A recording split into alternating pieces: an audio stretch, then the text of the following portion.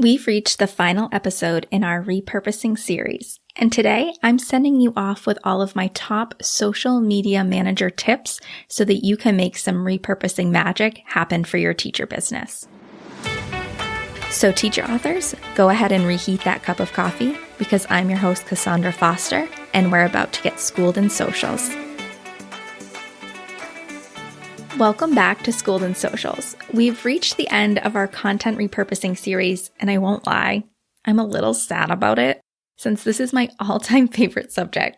I'm sure there'll be more episodes down the road, but the goal of this series was to help you get started with repurposing your long-form content effectively. So please make sure to go back and listen to the first 3 episodes in the series if you haven't already. They are truly the meat and potatoes of how you can get content repurposing off the ground in your business. And today is all about letting you in on my top tips to making repurposing as easy and effective as possible. So tip number 1, you need a repurposing workflow. And honestly, I don't say that as a suggestion. It's a necessity for your success. When it comes to repurposing, do not wait until the week that your piece of content goes live to create your social media posts. This is a recipe for disaster. And instead of repurposing feeling easier and saving you time, it can actually feel a lot harder.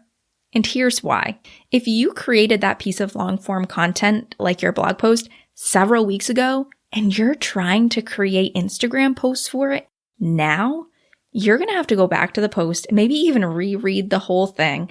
Then you're going to have to pull your ideas from it. Then you're going to need to make your posts. Then you're going to have to write the captions. And finally, you're going to have to schedule it. That is a lot of work. So what I suggest is adding the creation of your social media posts to your long-form content workflow. Actually, let me rephrase that.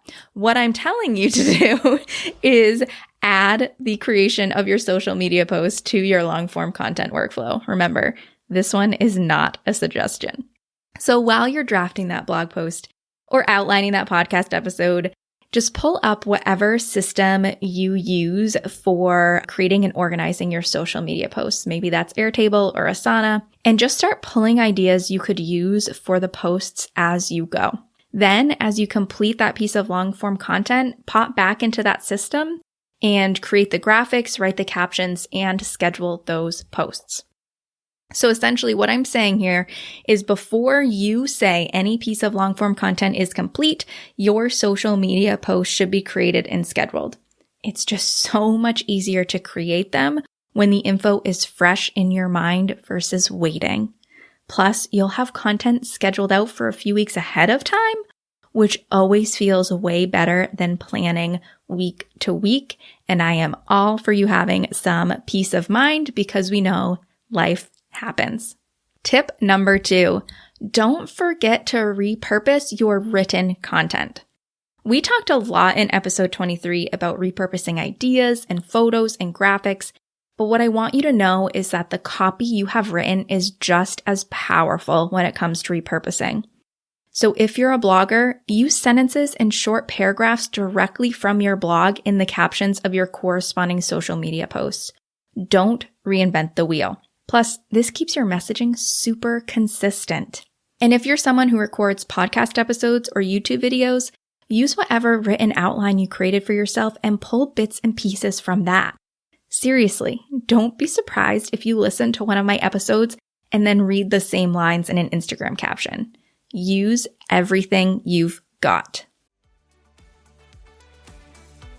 There's no doubt if you've been around for a hot minute, you know the importance of analyzing your social media data to help you reach your big business goals. But if the thought of diving into that data on your own has been holding you back from the content clarity that it can bring, I've got your back. With my quarterly data analysis service, I'm here to be your data bestie right alongside of you, diving into your analytics and outlining a content plan so that you can take effective action. This way, you get all the benefits of having your eyes on your data to help make goals for the new year without having to take a course or wade through the numbers by yourself. It's time to tap into the magic of your social media data, and you don't even have to add anything to your plate to do it. Just hop on the waitlist right now in the show notes. I know your future self will thank you.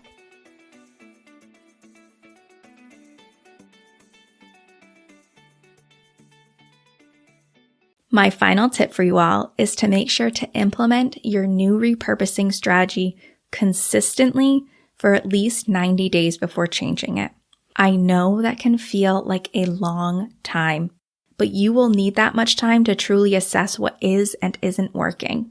I think sometimes we get caught up in this idea that social media growth should be really quick, right? We should go viral and get all of these followers and then have all of these people buy our resources. But truly, I hope you've learned by now that social media marketing is a marathon. So don't panic if things don't seem like they're making progress right away when you start implementing repurposing into your strategy. Take those 90 days and consistently implement your repurposing strategy that you've put in place. Then review your data, assess your goals, and make tweaks from there. Your social media strategy will be better for it, and you will feel better about it as well because you won't feel like you're trying things for a few weeks and ditching them and then trying to find the next thing to try. You will have a good idea of what is working and what is not working, and you can take out the things that aren't working and you can do more of what is working so you can reach those business goals. There you have it, cold coffee friends. All of the basics of repurposing your long-form content for social media. And though there is so much more I could say, I hope that you take these 3 tips to heart because they will truly help you create some long-form to short-form content magic in your teacher business. Now, I know I've done a few little series like this before on topics, and I'm starting to wonder, would you find it helpful to have each of these series together in its own playlist? So that when you're trying to tackle repurposing head on, you can just jump straight into the episodes you need to make it happen? I'd love to hear your input. So send me a quick DM over on Instagram to let me know. All right, cold coffee friends, thanks so much for listening. If you're loving getting schooled in socials, make sure to subscribe so you don't miss an episode. Also, I would love it if you left a review so that other teacher authors like you can start getting schooled in socials too. All right, I'll see you in the next episode.